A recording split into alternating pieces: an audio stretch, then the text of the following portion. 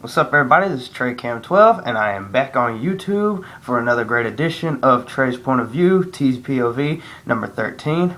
Trey's Point of View, however I used to do it. I don't really do it no more. So I'm back with Trey's Point of View. Stupid phone. Back with Trey's Point of View, as I've said 3 or 4 times now. 13. Man.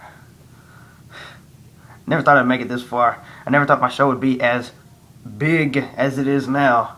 Even though it's not huge, it's pretty good. So I'm just gonna get right down to it. Not gonna waste any time because I've got to bring you wrestling news from my point of view. So the first topic is, I'd like to send, before I get into the real good topics about all the wrestling, I want to send a shout out to my brothers in Australia and all around the WWE, NWO.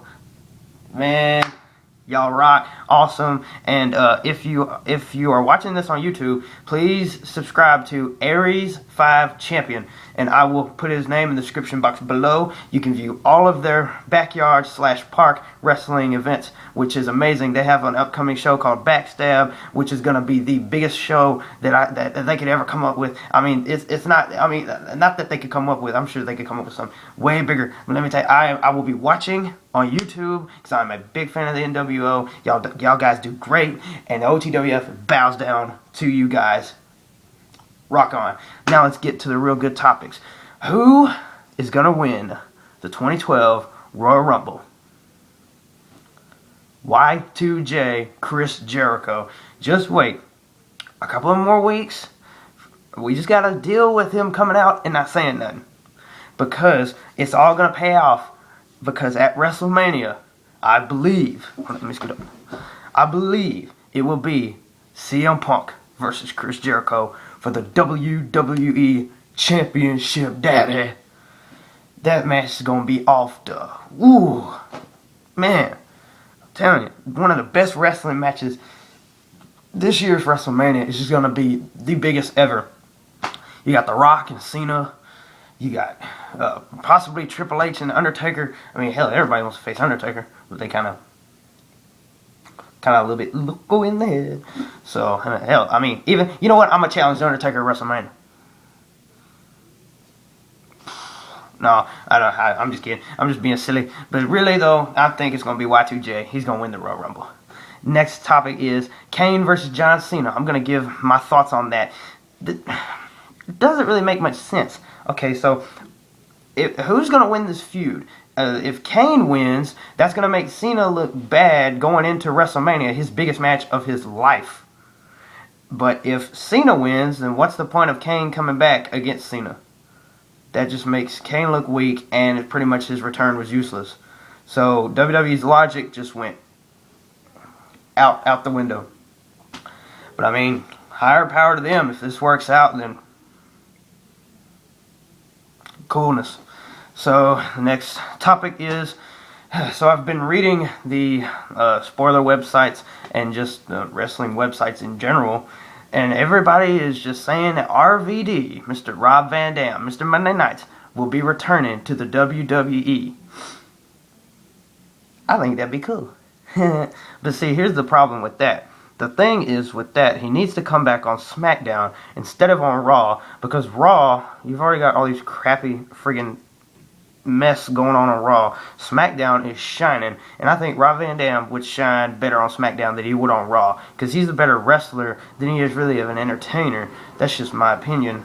But I'd love to see, I mean, Rob Van Dam just in any shape, form, or fashion back in the WWE, whether if he's on Raw, or he's at SmackDown, or if he just appears at the pay-per-views. I mean, that'd be cool with me, because I'm a big Rob Van Dam fan. I've always been an RVD fan. Mr. Definitely should come back to the WWE. And speaking of RVD, he got beat by Gunner at TNA's, what was it, Genesis? He lost to Gunner. Are you freaking serious? Gunner is impressive though, but alright, let me get on to this next topic before I really start going off. What? No, I'm filming my show right now. You have to give me some time. Next topic is, sorry about that, folks. The next topic is Anybody miss Rey Mysterio? Like, nobody's said anything about Rey Mysterio lately. He came back at the Slammy Awards and then just... I mean, if he's still injured, I mean, that's it. I mean, that's not cool. I'm not going to say that's cool. Holy crap, I almost said that's cool that he's injured. It was him. Him, somewhere. But, though, seriously, though, I mean... Who else misses Rey Mysterio? I'm a big Rey Mysterio fan. I've always been a Rey Mysterio fan since day one. Since I first ever saw him on WWE television programming. Any kind of programming. He was in WCW. Well, I didn't used to watch WCW. I was really young. And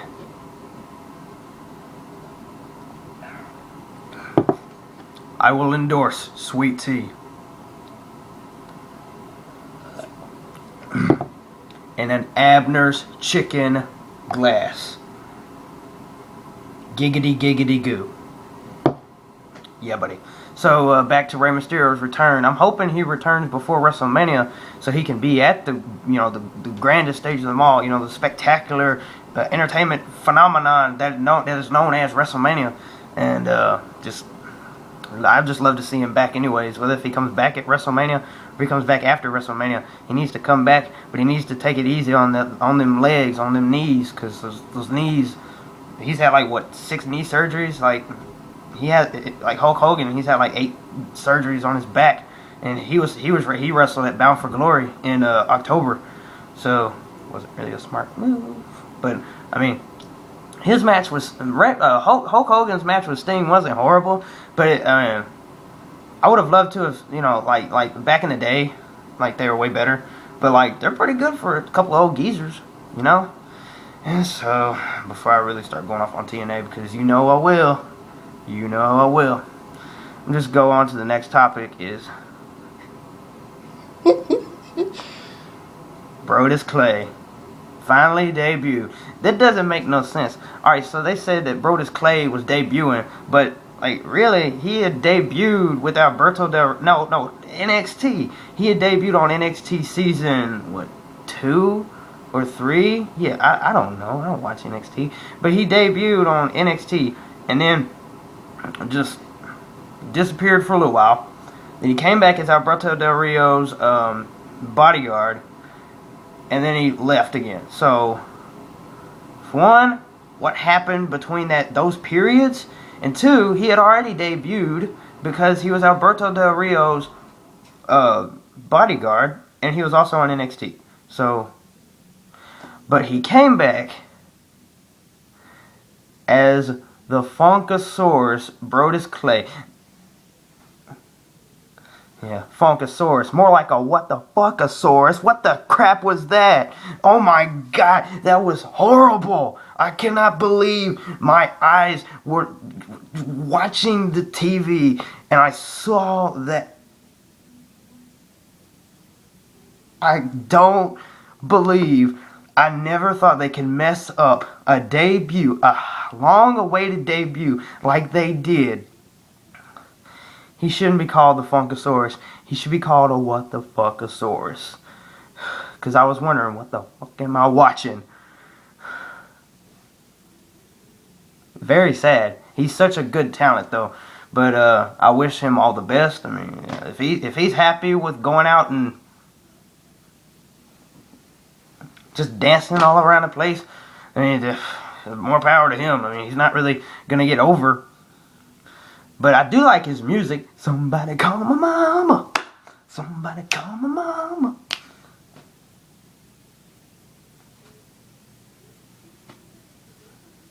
Alright, so I'm just going to end the weirdness right here. And just go ahead and click that subscribe button up there. Don't know when I'm going to be back. But I bring you this very awesome episode of Trey's Point of View. Number 13. 13. No, it's 4. You get the idea. I'll be back as soon as I can, and thank you for watching and making my show as good as it is. And to the NWO, rock on. Peace out.